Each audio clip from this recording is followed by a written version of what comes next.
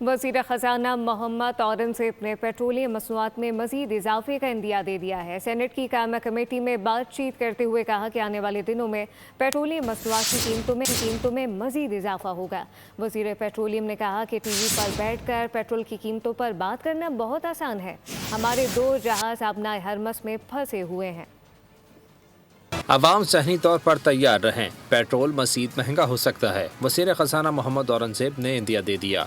Senate की कायमा committee में ब्रीफिंग के दौरान कहा, इस वक्त हालात घंटों में तब्दील हो रहे हैं। रोज़ाना की बुनियाद पर कीमतों का जायजा लिया जाता है। कतर से LNG आना बंद हो चुकी है। इस वक्त बाहर से $25 मिलियन का कार्गो $100 मिलियन में मिल रहा है। वज़ीर पेट्रोलियम अली परवेज मलिक ने वजाहत करते हुए बताया कि पाकिस्तान को क्रूड ऑयल के बजाय रिफाइंड तेल खरीदना पड़ रहा है। सऊदी अरब क्रूड ऑयल पर रायत दे रहा है, लेकिन पाकिस्तान के 5 रिफाइनरी प्लांट्स पुराने हैं। दूसरी जानिब हमारे तेल के 2 जहाज आबनाए हुरमस में फंसे हुए हैं। अली परवेज मलिक ने मजीद कहा कि टीवी पर बैठकर बातें करना बहुत आसान है, लेकिन हकीकत यह है कि 1 मार्च को डीजल का रेट $88 फी बैरल और 6 मार्च को $149 पर पहुंच गया। जो कार्गो $7 लाख में मिलता था वो अब $70 लाख का मिलता है।